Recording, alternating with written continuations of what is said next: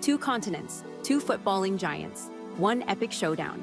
For decades, the Intercontinental Cup was the pinnacle of club football, pitting the best of Europe against the best of South America in a clash of cultures, styles, and pure passion.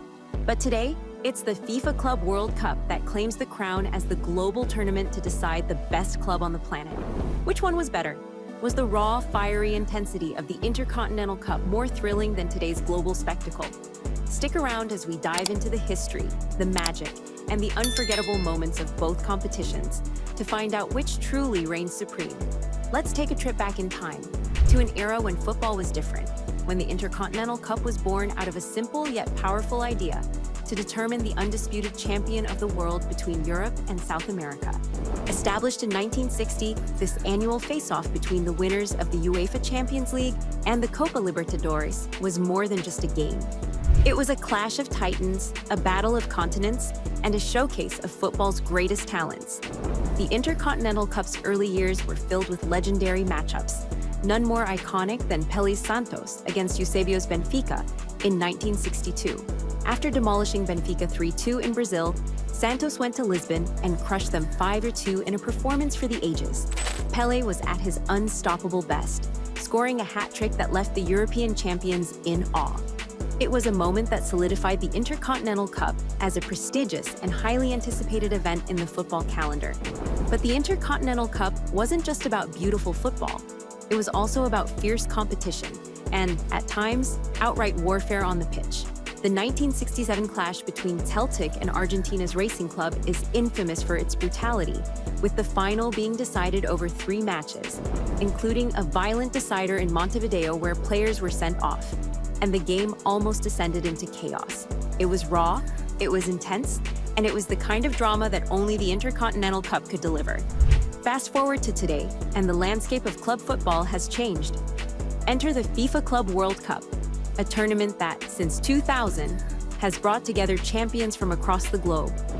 While the Intercontinental Cup was a Europe versus South America affair, the Club World Cup expanded the field, inviting teams from Asia, Africa, North America, and Oceania to compete. It was a bold move, aiming to crown a truly global club champion. And the FIFA Club World Cup has delivered its fair share of memorable moments. Who can forget the 2012 final, when Brazil's Corinthians stunned Chelsea 1-0 to become world champions? It was a reminder that South American teams could still hold their own against Europe's best, bringing back some of the old Intercontinental Cup magic.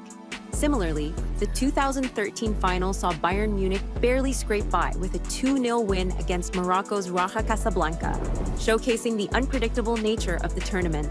But for all its inclusivity and global reach, some argue that the FIFA Club World Cup lacks the intense rivalry and sheer drama that made the Intercontinental Cup so special. Take, for example, São Paulo's epic victories in both competitions. In 1992, São Paulo defeated Johan Cruyff's Barcelona in the Intercontinental Cup in a match filled with incredible skill and tension. 13 years later, São Paulo repeated the feat against Liverpool in the 2005 Club World Cup. But the atmosphere was different, less of a continental grudge match and more of a global exhibition. There was something undeniably romantic about the Intercontinental Cup. The games were often played in Tokyo, far from the homes of both competing teams, but the atmosphere was electric. Fans from Europe and South America would travel thousands of miles, not just to support their teams, but to witness a showdown that felt like a clash of civilizations. These weren't just matches. They were battles for bragging rights between two continents that lived and breathed football in their own unique ways. And the games themselves, they were nothing short of spectacular. Zidane's stunning goal for Juventus in the 1996 Intercontinental Cup, Ronaldinho's mesmerizing skills in Barcelona's 2006 Club World Cup win. These moments have etched themselves into the history of the sport. But while the FIFA Club World Cup has undoubtedly produced its share of magical moments, there's an argument to be made that it hasn't quite matched the drama and intensity of the Intercontinental Cup's greatest clashes. Of course, the FIFA Club World Cup has expanded the horizons of global football, giving smaller clubs from outside Europe and South America a chance to shine on the world stage. The inaugural 2000 tournament saw Vasco da Gama from Brazil take on Manchester United, and it was a thrilling ride.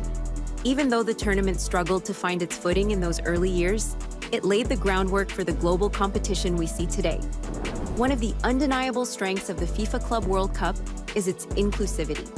By bringing in teams from all over the world, it has become a true global festival of football. Fans from Japan, Mexico, Congo, and New Zealand have all seen their teams compete on this stage. This broader scope has allowed the tournament to grow into a spectacle that unites fans from different cultures, all coming together to celebrate the beautiful game. But here's where the debate gets interesting. While the FIFA Club World Cup offers a broader, more inclusive competition, some argue that it has also become more commercialized, losing some of the pure, raw emotion that characterized the Intercontinental Cup. The stakes may be high, but the sense of a personal continental rivalry has diminished. The Intercontinental Cup was a matter of pride, of proving which continent truly ruled the football world. It was raw, it was gritty, and it was unforgettable. Ultimately, the question of which was better, the Intercontinental Cup or the FIFA Club World Cup, comes down to what you value in football. Do you long for the days of fiery, intense matches between the best of Europe and South America, where pride and prestige were on the line? Or do you prefer the modern, inclusive spectacle of the Club World Cup, where champions from every corner of the globe have a shot at glory? There's no doubt that the FIFA Club World Cup has brought a new dimension to global football, but for many fans, the Intercontinental Cup holds a special place in their hearts. It was a simpler time, a time when the lines between Europe and South America were drawn with passion and pride. The matches were more than just games. They were epic showdowns that transcended football itself. In those moments, the Intercontinental Cup wasn't just a tournament, it was a battle for the soul of the sport. So, was the Intercontinental Cup better than the Club World Cup? If you ask the purists, the romantics, the fans who lived through those epic clashes, the answer might just be yes. It was a time when the playing field was level, when South America and Europe stood toe-to-toe, and when the stakes felt higher than ever. But as the game evolves, so too must our appreciation of it. The FIFA Club World Cup has its own magic, its own stories, and it continues to write new chapters in the history of football. Thank you for joining us on this journey through football history. If you loved reminiscing about the glory days of the Intercontinental Cup, or if you're excited about the future of the Club World Cup, make sure to hit that like button and subscribe to our channel for more deep dives into the world of football. Don't forget to ring the bell so you never miss an update. And let us know in the comments, what's your favorite Intercontinental Cup or Club World Cup moment? We can't wait to hear from you. Until next time, keep the spirit of the beautiful game alive.